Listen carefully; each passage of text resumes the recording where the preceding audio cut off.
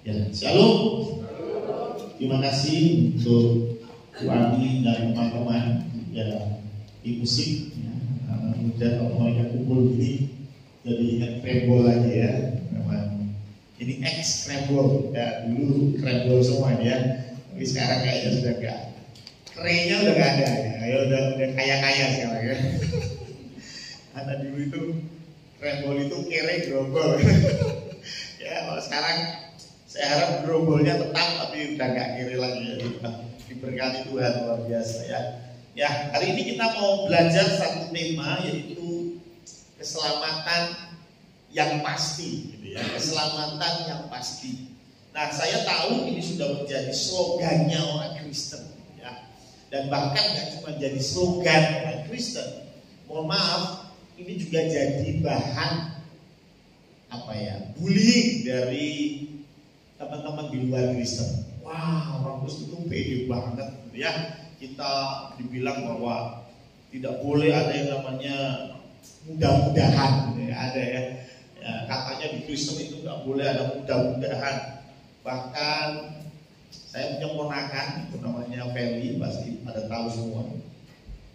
Kalau saya bilang sesuatu ya, contohnya misalnya saya bilang insya Allah, wah itu dilaporin sama maknya gitu.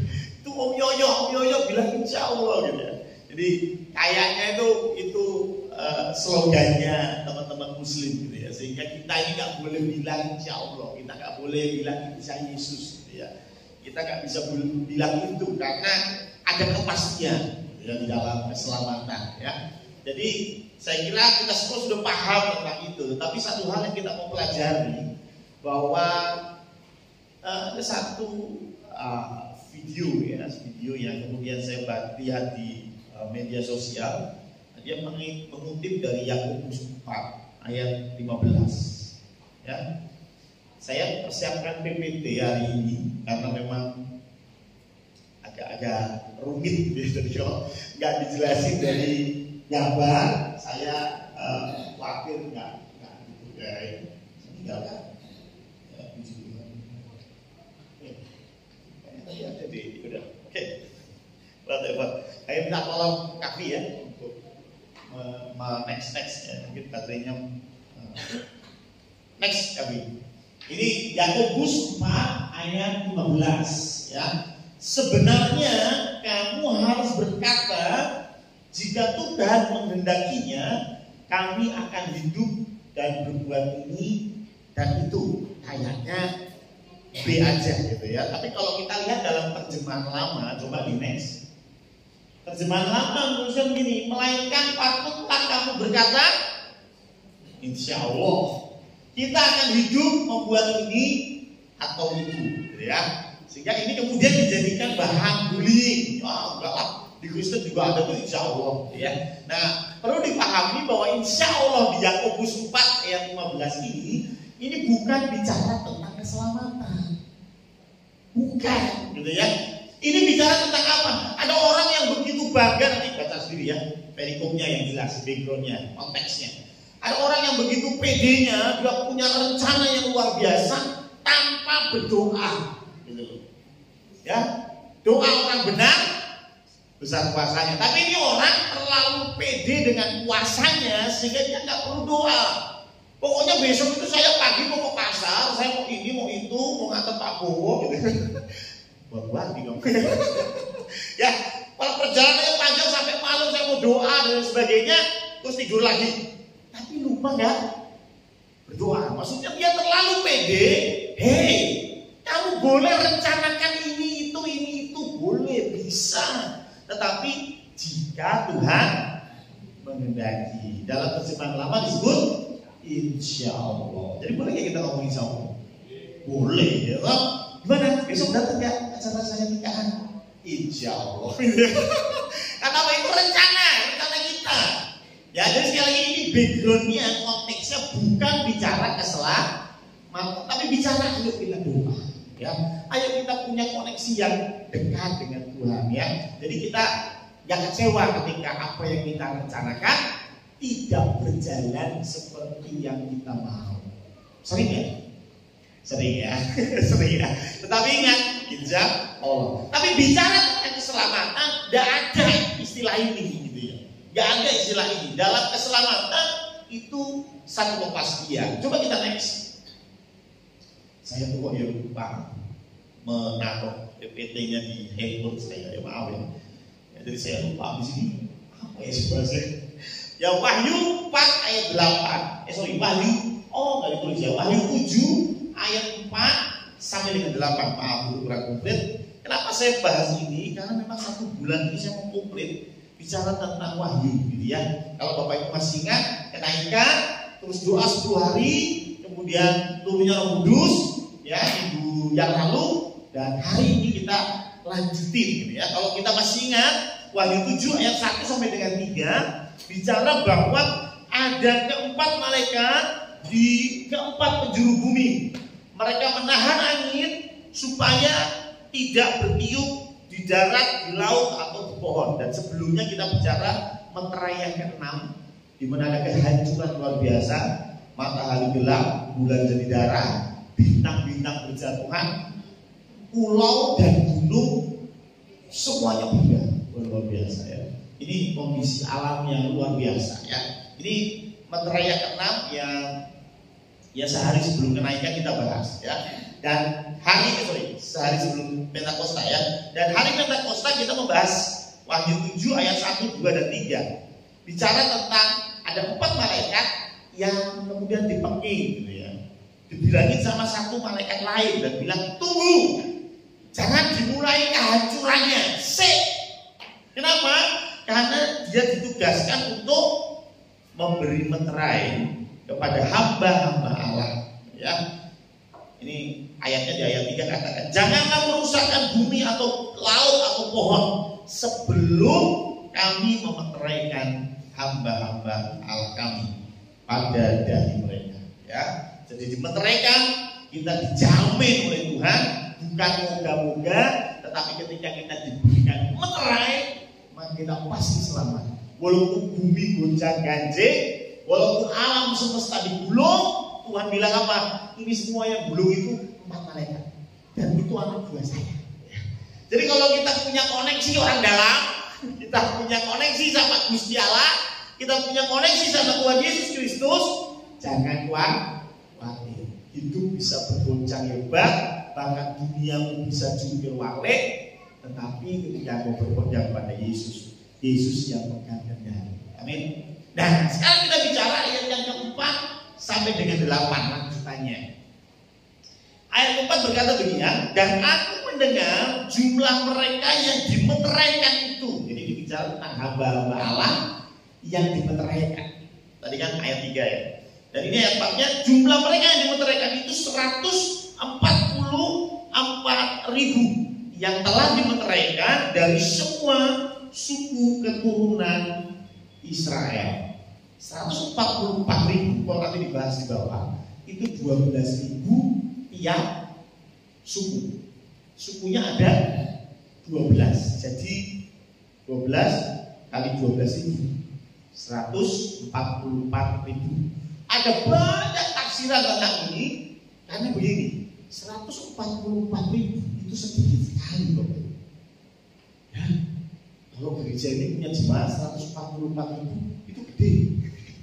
Tapi kalau bicara yang diselamatkan dari zaman Adam sampai dengan akhir dunia, 144.000 itu sedikit sekali. Bisa dibayangin begini, bumi ini menurut perhitungan Alkitab, Adam dan Hawa itu kurang lebih 6.000 tahun yang lalu. Adam dan Hawa. Jadi oke lah, kita andaikan saja bumi ini usianya 6.000 tahun. Berarti 144.000 dibagi 6.000, kira-kira berapa? Kalau nggak salah sih 24. Ada 24 orang saja setiap tahun yang diselamatkan. Coba ya, dikit sekali ya, dikit sekali. Loh kan kita yang bicara rata-rata gitu ya. Berarti 1 bulan itu hanya ada 2 orang yang diselamatkan di seluruh dunia. Dalam waktu 1 bulan hanya ada 2 orang yang diselamatkan. Itu akan mengumpul 144.000 di end of the day. Ya. Tinggi banget ya. Nah kalau gitu sananya Kita aja dalam gereja ini lebih dari 2 ya. Ya, ini kalau ngantri di stempel atau dimeteraikan ya, atau ngantri dimeteraikan berapa bulan kita perlunya? Lama sekali, gitu ya, lama sekali. Maka dari itu banyak yang tidak menganggap ini sebuah angka yang mencerminkan betul-betul bicara jumlah. Walaupun ada yang menafsirkan secara harfiah, salah satunya adalah saksi Yehova. Jadi saksi Yehova ini mereka percaya bahwa yang akan diselamatkan itu adalah 144.000 orang saja. Jadi ini modelnya kuota, ya toh? Siapa cepat dia dapat. Waduh, nah terus gimana nih kalau yang lain mau ikut, mau daftar, mau masuk surga piye? Oh sorry, kuotanya sudah habis. Maka dari itu dalam konteks teologi saksi-saksi Yehova, mereka bilang nanti akan dibuatkan Firdaus. Ya, masih ingat Tuhan Yesus di kayu salib terus bilang hari ini juga engkau bersama-sama dengan aku di Firdaus. Jadi orang-orang yang tidak katut, ya, tidak kebagian kuota 144.000, jangan khawatir, ada tempat lain namanya Firdaus. Ya saya juga ya mungkin kapan-kapan lah kita bahas masalah apakah Firdaus ini dan surga itu sama gitu ya. Tapi intinya itu yang jadi pemahaman mereka. Jadi mereka punya pemahaman ada 144.000 doang. Sedangkan saya tadi sudah sampaikan kalau hanya itu sedikit sekali gitu ya.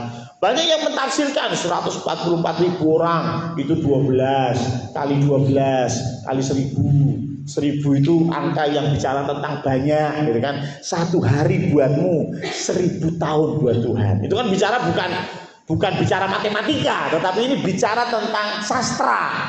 Ya toh? Tahu bedanya sastra sama matematika? Tahu ya? Kalau sastra itu simbolik. Lawang sewu, apa ya tenan ono sewu? Nggak ada 1.000. Saya pernah baca, kalau nggak salah cuma 200-an gitu ya pintunya. Tapi disebut lawang sewu. Apakah terus kita, wah protes, itu enggak 1.000, kita ganti namanya lawang 217 gitu ya. Ya kesuwen gitu. Jadi ini bicara tentang sastra ya. 1 hari buat engkau, 1.000 hari buat Tuhan. 1 hari buat manusia, 1.000 hari buat Tuhan. Apakah betul itu secara literal? Ya enggak gitu ya. Hal yang sama dengan ini, 1.000 itu bicara tentang hal yang banyak. Ya 1.000 hal yang tidak mudah dihitung. Kemudian 144 12 ke 12 suku Israel, 12 rasul. Dan banyak lagi ya. Padahal kemarin kita juga sudah membahas 24 tua-tua. Itu juga nggak ketemu ya siapa ya 24, dari mana kan 24, juga ada banyak tafsiran tentang itu. Karena itu saya nggak mau bicara tentang 144.000. Ya, itu bicara tentang angka yang kemungkinan ini bukan angka yang sesungguhnya, ini hanya simbolik. Tetapi saya mau kita masuk lagi di dalam ayat yang ke-5 sampai dengan 8. Ini menarik sekali. Sini dikatakan begini, ayat 5 sampai dengan 8 ya. Dan dari suku Yehuda 12.000 yang dimeteraikan, dari suku Ruben 12.000, dari suku Gad 12.000, terus ditulis ya 12.000 semua sampai ayat ke-8. Benyamin 12.000. Ada yang aneh? Gak ada. Kelihatannya gak ada. Cuman saya coba bikin tabel. Coba di next. Ya kelihatan ya? Terlalu lucu ya? Maaf ya. Jangan. Oke. Nanti ya, oke. Ya perhatian, ini nama-nama yang saya dapat dari kitab Kejadian. Yaitu nama-nama urutan nama anak Yakub. Jadi si Ruben itu nomor 1. Jarene Alkitab loh ya. Bukan catatan sipil ya. Bukan kakak. Ya Ruben, Simeon, Lewi, Yehuda, Dan, Naftali dan seterusnya sampai Benyamin. Yang menarik, coba di sebelah kanan. Ini saya dapat dari ini Wahyu 7 ayat 5 sampai dengan 8. Urutannya beda. Urutannya beda. Yehudanya harusnya anak 4. dia malah jadi nomor 1. Ruben tadinya nomor 1 jadi nomor 2. Begitu juga Dan ini nomor piro ini jadi di sini, gitu ya. Dan seterusnya. Dan menarik lagi yang saya kasih tabel ini. Aduh, ya ini Dan sama Manasye. Coba perhatikan, di sini ada Dan ya. Sebelah kanan ada Dan ya. Ada Pak dan lain-lain, sudah salah ya. Dan ini nama orang ngawur ya tuh. Dan ini ya, di sini ada Dan, di sebelah kanan ya ada Dan. Coba cari, di sebelah kanan ada Manasye, sebelah kiri gak ono. Ayo apa sih? Mungkinkah? Wahyu ini ngawur, sampai salah. Ya. Nama anaknya Pak Marno, atau Alfian, Febri, Aldo, salah Febri sopo gitu. Kan nggak mungkin ya. Walaupun mungkin karena ini banyak Pak Pendeta, ya namanya banyak ruwet gitu. Kalau anak Pak Marno cuma 2 gampang, gitu. Anaknya Pak Darto cuma 4 gampang. Lah kalau ini 12, Bapak Ibu, saya itu punya om 13. Ya. Jadi ayah saya itu nomor 1, adiknya itu 13. Jujur, kadang-kadang saya bingung, ini sama ini tua mana ya? Urutannya mana dulu, saya kadang-kadang bingung ya. Tapi kan saya yakin zaman dulu itu ingatan tidak selemah saya, betul nggak? Bahkan mereka itu zaman dulu itu menghafal yang namanya Alkitab. Taurat itu mereka hafal. Mereka itu menghafalkan Taurat. Kenapa? Zaman dulu kertas masih mahal, ya toh, nggak seperti sekarang. Zaman dulu nggak semua orang bisa nulis, nggak semua orang bisa baca, sehingga apa yang mereka lakukan? Dihafalkan. Dan karena mereka biasa menghafal, tidak mungkin mereka lupa urutan. Tidak mungkin yang satunya Dan, yang satunya Manasye orang, ya. Nggak mungkin keliru, nggak mungkin, gitu ya. Ingat zaman-zaman 20 tahun yang lalu. Minimal kita bisa menghafal 10 nomor telepon teman kita. Betul ya? 10 tahun, 20 tahun yang lalu ya. Tahun 2000-an awal itu nomor teleponnya Bapak berapa? Hafal. Nomor telepon gereja? Hafal. Nomor telepon PPA? Hafal. Maaf. Saya ini sekarang gimana? Nomornya dhewe lali masyarakat ya kan. Bener gak? Nomornya piro Pak Darto sik delok di burine tulisi. Ya, karena apa? Daya ingat kita semakin lemah. Dulu kita terbiasa mengingat, ya, mengingat sehingga terbiasa mengingat, otak kita rada cerdas dikit ya. Sekarang ini aduh, saya kadang-kadang ya pusing. Ya, bahkan saya nggak tahu nomornya Iren aja berapa saya nggak tahu, gitu. Ya, harus lihat di sini. Cuma nomor saya masih mending Pak saya. Jadi kan lebih parah ya. Nomor sendiri aja nggak hafal. Tapi betul, banyak yang seperti itu karena memang kita jarang memakai memori kita. Tapi ini kita bicara 2000 tahun yang lalu, Bapak Ibu. Nggak mungkin mereka lupa. Lalu apa alasannya? Dan ini tidak masuk. Ya, alasannya apa? Dan kenapa ada Manasye di situ? Ya, ada satu teori mengatakan begini. Siapa itu Manasye? Manasye itu tidak lain dan tidak bukan, dia itu anaknya Yusuf. Ya. Siapa anaknya Yusuf? Kalau nggak salah nama baptis Anda ya. Ya, jadi Yusuf itu punya 2 anak, namanya Manasye dan ya Efraim. Ya toh? Ini nama baptisnya Aldo, jadi Apal ya. Jadi nama anaknya Yusuf ketika dia ada di Mesir itu Manasye sama Efraim. Dan Yakub memberi 2 kali berkat buat si Yakub. Si Yusuf.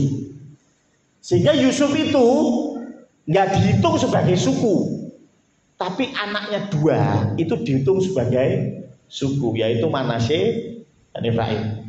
Karena dapat 2 jatah. Ya, makanya kan kemarin saya bicara ada 12 ya, dan dari 12 itu yang 1 jadi 2 ya, Yusuf ini jadi 2 pecah anaknya kan maksudnya, berarti ada 13 loh, ada 13 suku, tapi 1 suku nggak dapat tanah. Siapa? Lewi. Makanya balik 12. Jadi wilayah Israel itu dibagi 2 Ya toh? Karena Lewi tidak dapat dan karena Yusuf jadi 2, kan gitu ya, 12 suku gitu ya. Nah, berarti logikanya kalau sudah ada Manasye di sini, ya Yusuf tidak usah masuk, no. Betul nggak? Kalau memang begitu, harusnya Manasye yang sini ya, saudara-saudara. Manasye dan Efraim, bukan Manasye dan Yusuf. Nah, Yusuf kan bapak nih. Ya, kalau sudah disebut Yusuf, ya jangan disebut Manasye dan Efraim. Kalau disebut Manasye dan Efraim, ya nggak usah disebut Yusuf, kan begitu. Ya, kenapa di sini dikasih dua-duanya? Dan di sebelah kanan, kenapa dan hilang? Nah, alasannya, coba kita next. Kok ibu ya? Oh my God. Ya maaf, saya lupa. Ya, ternyata saya merubah sedikit, tapi saya lupa mengganti di situ ya, masih di komputer ya. Sorry, maaf karena itu. Coba kita buka dari raja-raja, dari 1 Raja-Raja.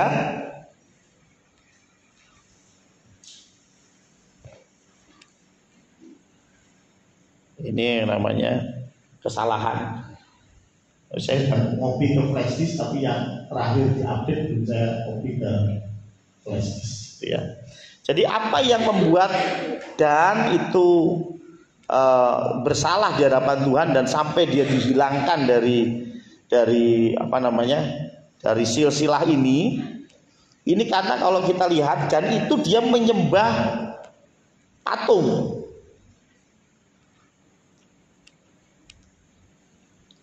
Sebentar, saya lihat di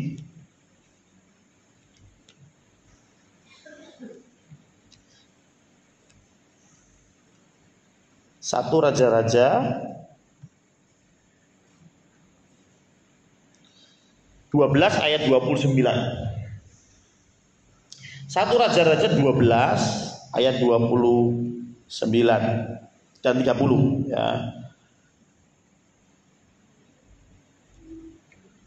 Ayat 29 berkata, lalu ia, jadi Yerobeam, ceritanya orang Israel itu kan pecah jadi 2. Kemarin saya sudah cerita juga, bagian utara dan bagian selatan.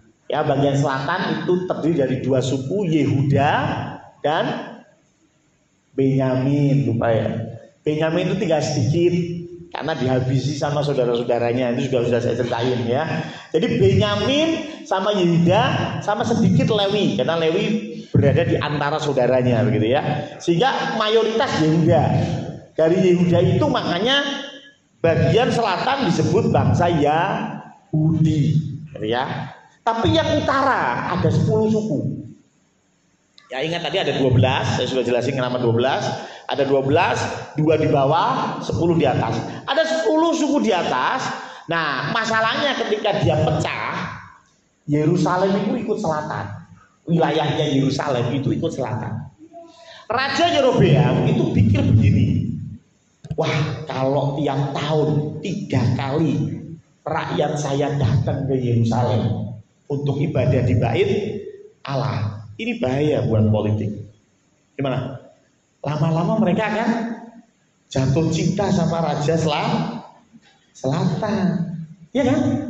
Kalau mereka tiap tahun 3 kali datang gitu ya untuk merayakan hari raya Yahudi, lama-lama mereka akan jatuh cinta sama negara selatan, sama negara Yahudi ini. Lama-lama saya akan turun dari tahta saya dan mereka akan bergabung dengan kerajaan selatan. Lalu apa yang dilakukan oleh raja ini?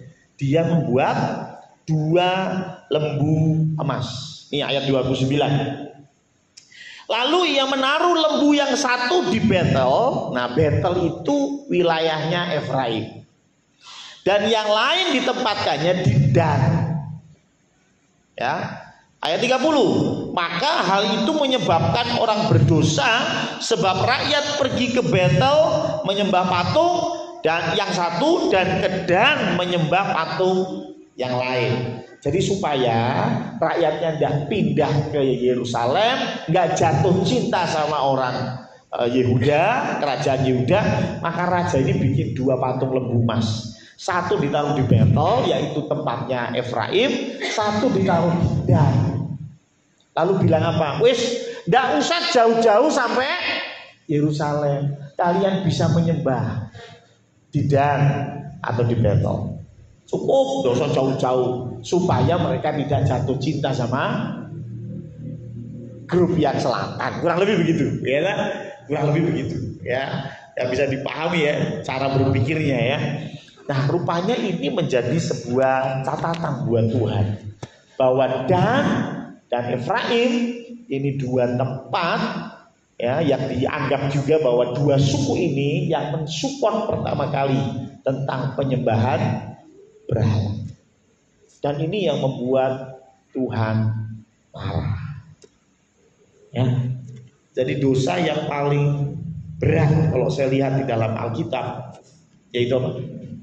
Mempersekutukan Tuhan. Ya, Anda boleh nggak sempurna sebagai orang Kristen.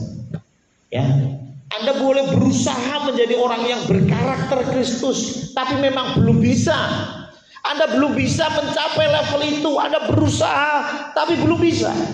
Tuhan ampuni.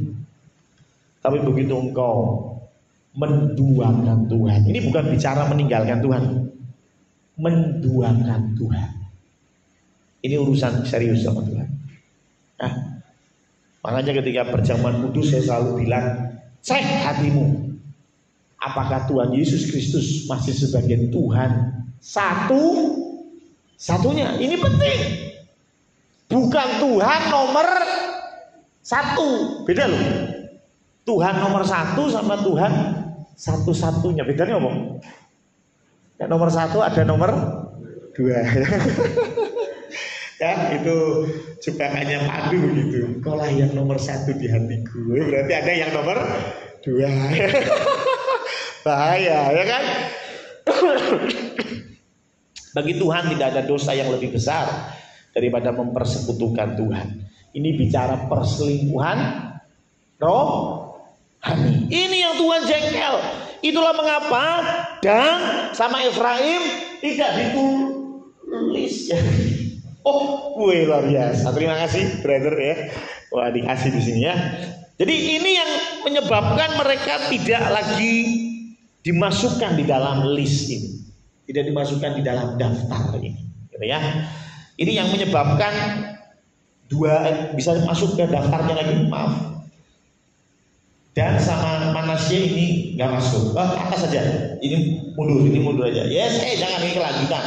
Mundur dua ya ini. Ya, dan ini itu kita bisa memaklumi bicara Dan sama siapa satunya Efraim ini dihilangkan. Tapi pertanyaan selanjutnya, kenapa justru muncul di situ? Ada yang mengatakan ini gue genep-genepan. Karena harus 12. Ya, seperti Matias yang menggantikan Yudas, ya kan? Yudas mati ya karena dia bunuh diri, ben genep 12, Matias masuk. Saya yakin di dalam Tuhan gak ada genep-genepan, betul ya? Apa yang jenengan itu ke gereja buat apa? Yang genepi lah. Ya, genepi aku gereja gitu ya. Ini ganjil, jadi saya datang biar genep apa gitu. Ya enggak lah, gitu. Pasti Tuhan punya rencana, gitu ya. Jadi ada satu hal yang saya petik dari sini yaitu urusan menduakan Tuhan itu urusan yang serius. Ya, kalau engkau menduakan Tuhan, maaf, meterai itu akan hilang. Kamu nggak akan dimeteraikan. Ini bisa meterai. Bicara meterai, bicara keselamatan. Jadi kalau engkau menduakan Tuhan, bukan keselamatan yang pasti, tapi kebinasaan yang pasti. Itulah mengapa seriuslah anak-anak muda, seriuslah ikut Tuhan. Ya. Karena kebanyakan anak-anak muda hilang karena jodoh. Ya. Karena jodoh. Ini data statistik ya. Saya nggak ngarang ya, data statistik. Ya. Bukan bicara tentang di sana teologinya lebih baik, enggak. Sederhana karena jodoh. Ya. Maka dari itu anak-anak muda hati-hati sekali. Ya, hati-hati sekali. Ya, di sini ada 2 anak muda kemarin, sekarang jadi 3. Saya juga heran, kenapa laki-laki sama laki-laki dapat 1 lagi gitu ya.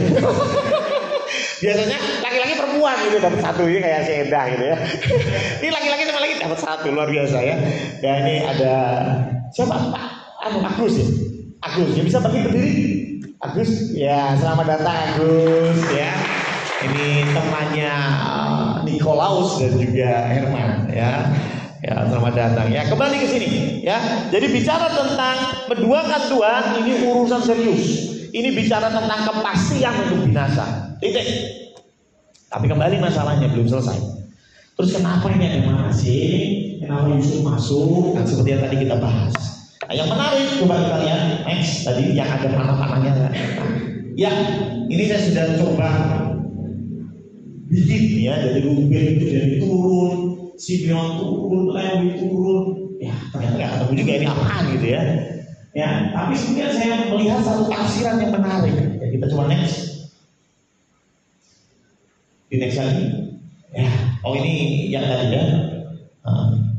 Oh ini juga, ini salah satu juga ya. Mereka menempatkan bagi mereka patung pahatan yang telah dibuat ini yang tadi saya sudah bahas. Dan sama Efraim itu di kick out. Oke, next. Ini tadi, next. Oke, ya. Manasye itu artinya apa?